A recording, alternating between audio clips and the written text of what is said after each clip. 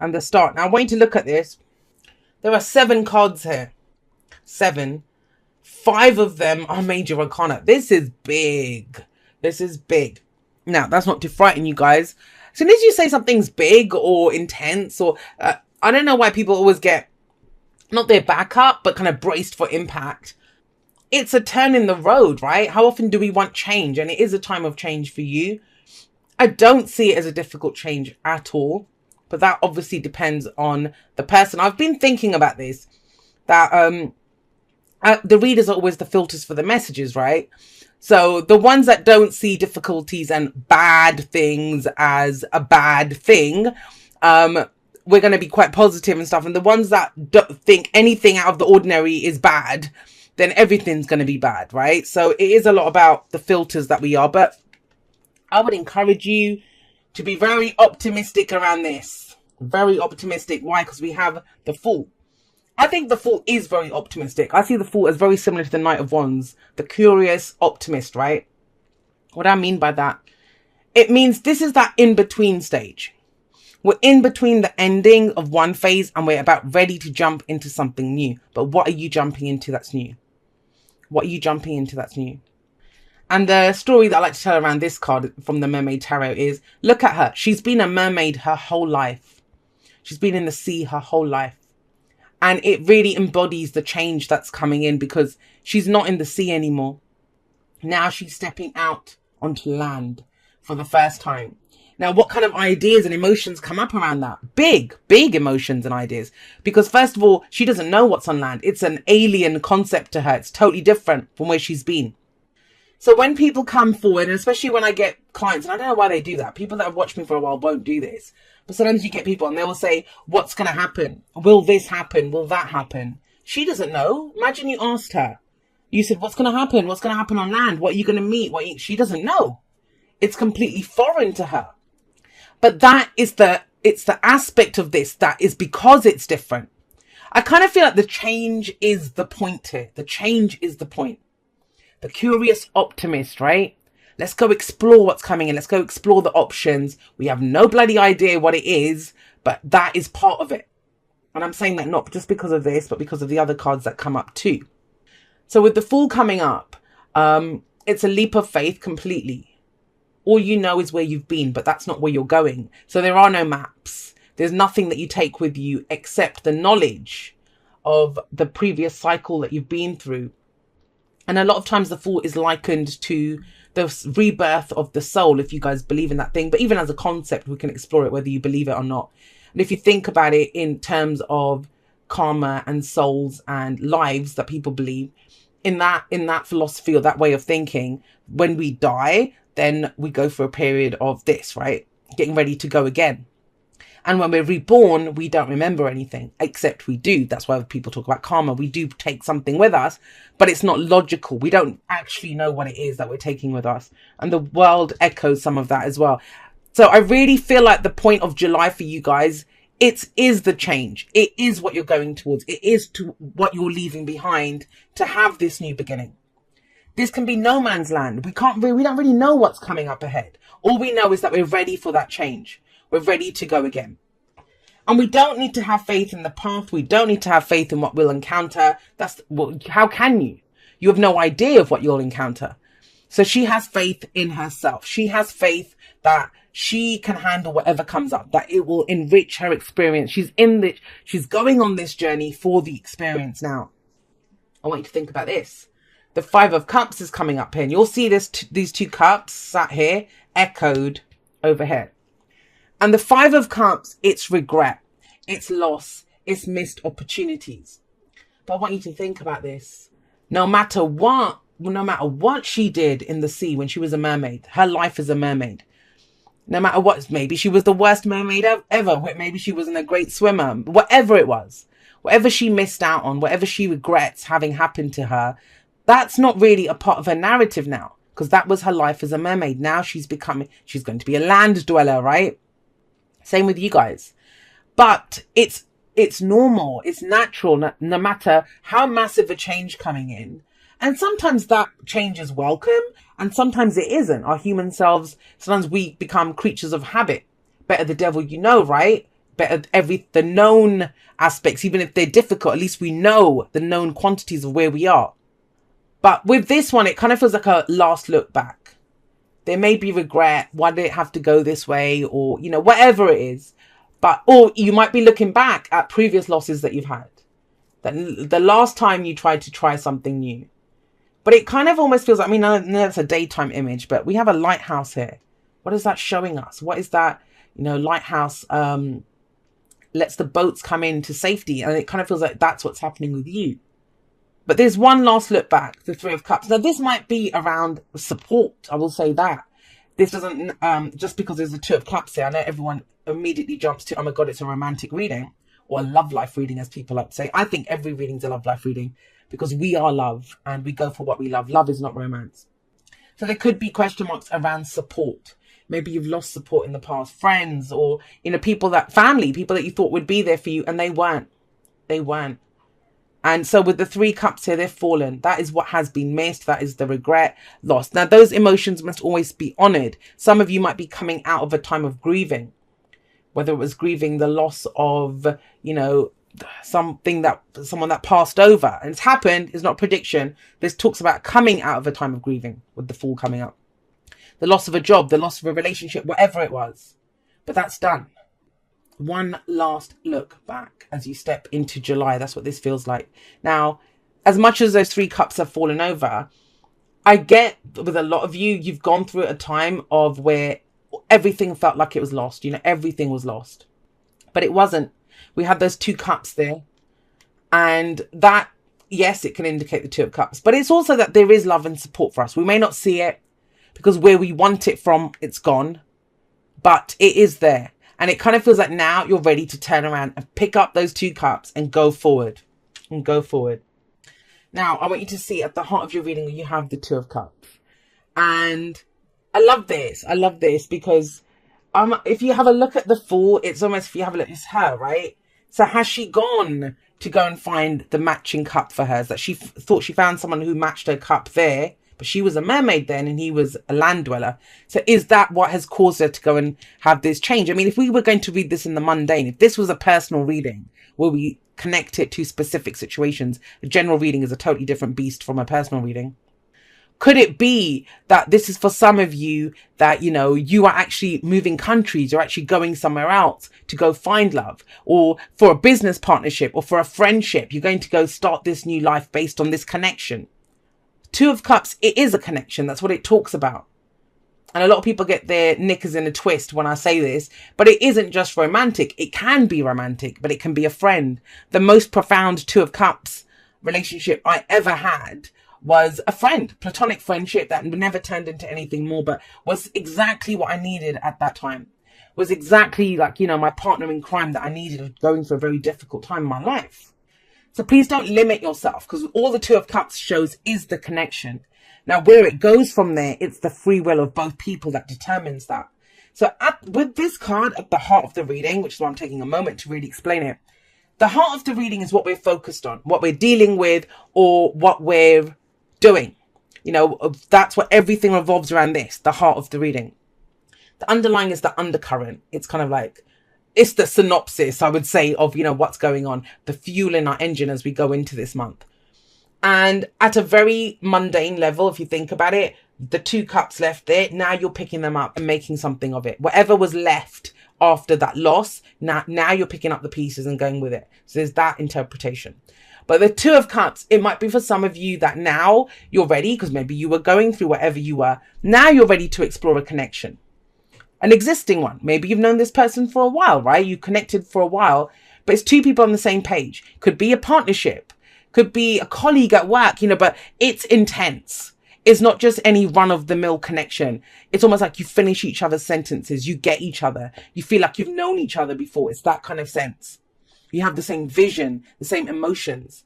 And that's why I was going on about the Ace of Cups. Whatever was in your cup, however you've learned to love yourself, that emotional potential that you have, the emotional growth, it is now matched in the Two of Cups. This is where we take our cup out into the world to have it connect with others. And so even if there's nothing around you, if you've got no connections, no one, you've kind of been dealing with a loss, maybe you've moved somewhere new, you're going somewhere new, this shows there will be support for you. And that's your focus right now. Maybe is to connect with someone. I do see it very much as love and support, especially with the Three of Cups there, the overall general energy of this. You get to decide the flavor of that. Some of you want that as a friend. Some of you want that as a lover. Now, the reason I feel that is because you've been doing this. The Emperor, bless you guys. The Emperor is the person in charge. And you know that whole thing of it's lonely at the top. No one knows that better than the Emperor. He doesn't have the luxury of doing things by committee.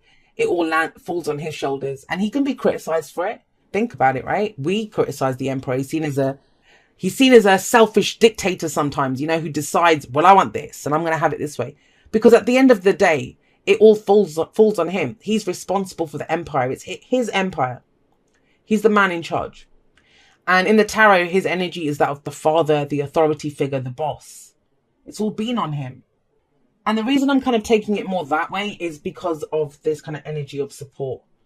And maybe doing something, there's a level of innocence here, which the Emperor does not have. He does not have that level of innocence. With him, it's always that sense of, look at him, with that full beard, and, you know, he sits there. He has seen it and he's done it all. He's defended his empire. He's seen it through good times and bad times. And that's been you, but it's been all on your shoulders. And I kind of feel like this is where it's moving, where it's not all on your shoulders now.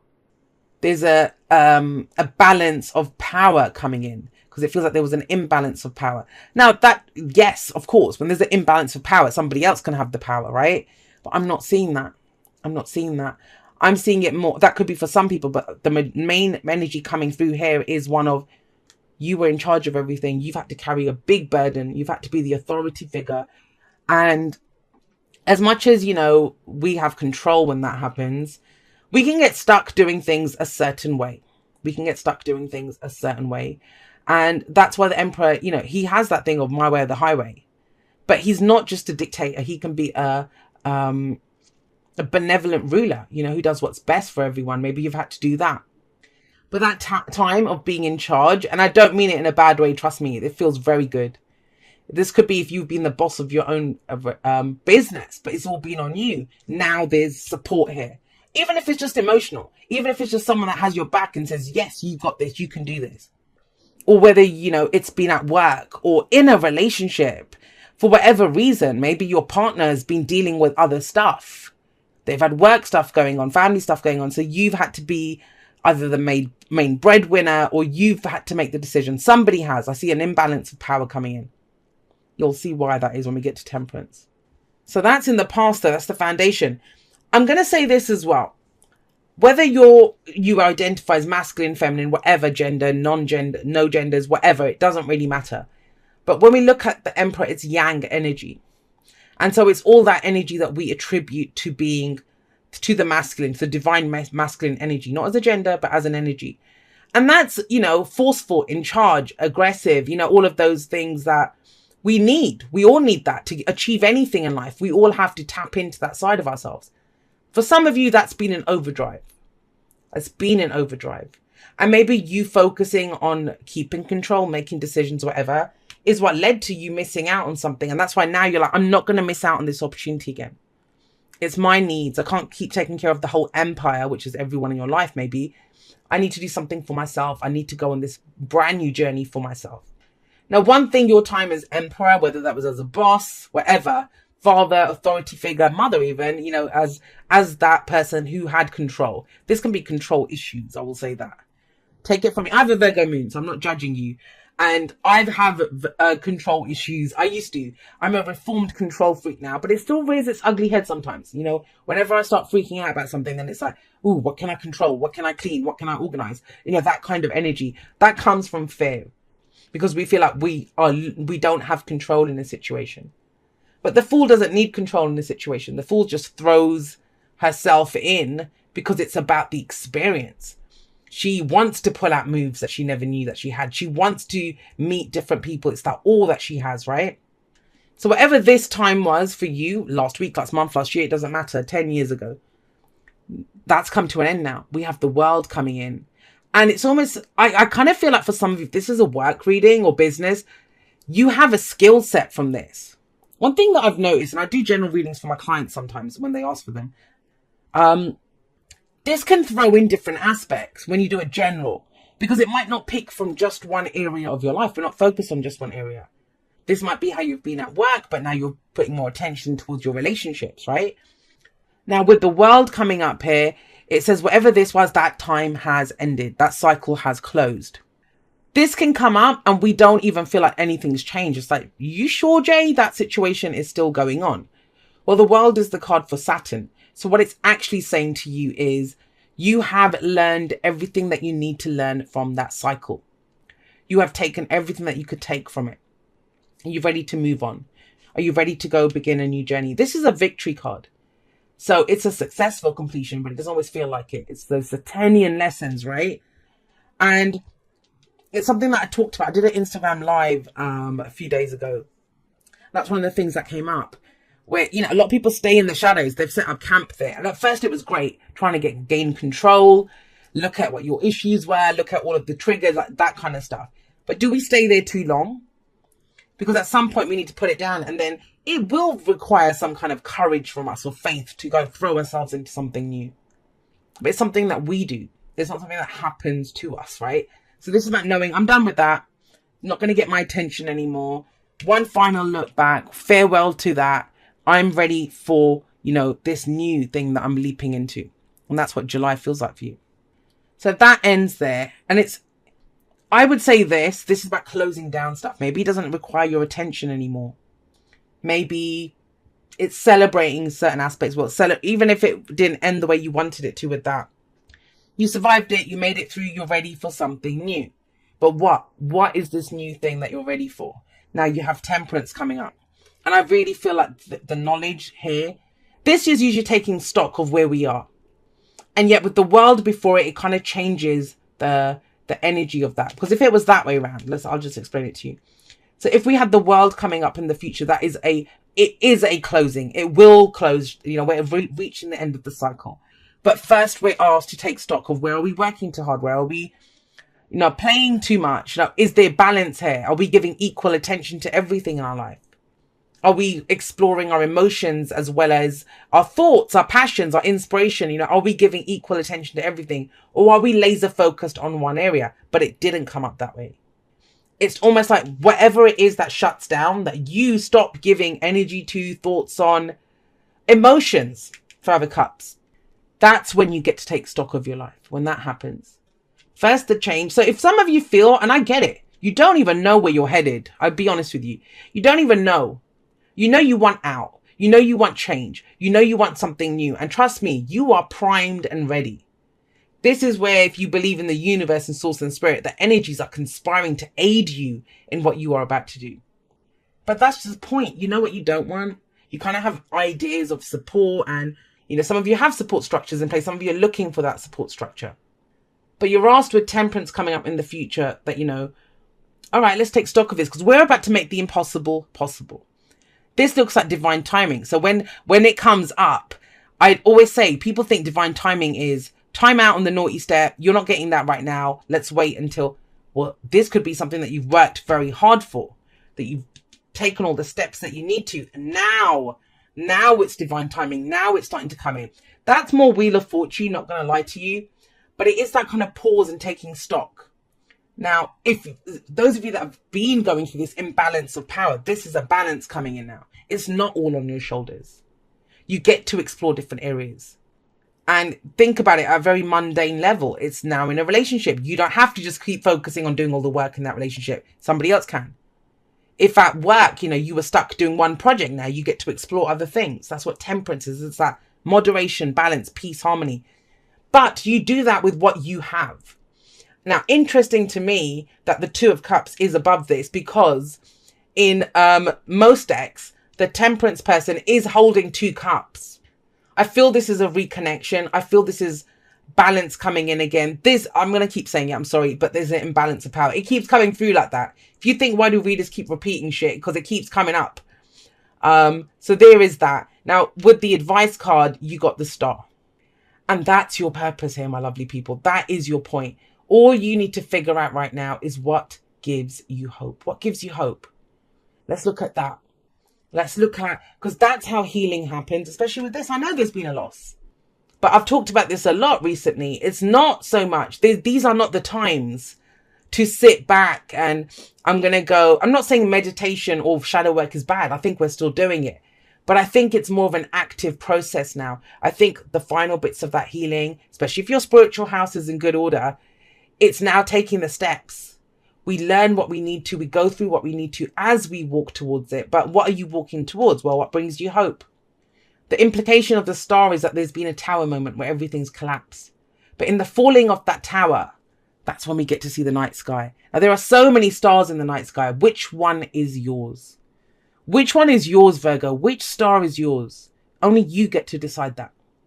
And the whole point of the star, like that's how when people set themselves intentions or goals, like I want that relationship, I want that job, I want that money, I want whatever. They think they see the star and they see it. They see whatever that star is. So that might be the money that you want, the relationship that you want, whatever. And because they think, oh my God, that, it's too far away, I'm never going to get it. But that's not the point. When we decide what we want, the point then becomes of the steps that we take to get there. That now becomes the guidance system. She can follow that star and go along on her path. And that's why the star is so important. It's our destiny. It's when we step into our destiny, but we establish what it is that we're going for. So some of you, if you've got a question of, I don't know what my path is, or I don't know where I'm going or what my purpose is, what brings you hope? Because if it brings you hope, that's your next step. One step in that direction. But yeah, I get it. You're in a place where nothing is really clear and that can throw you.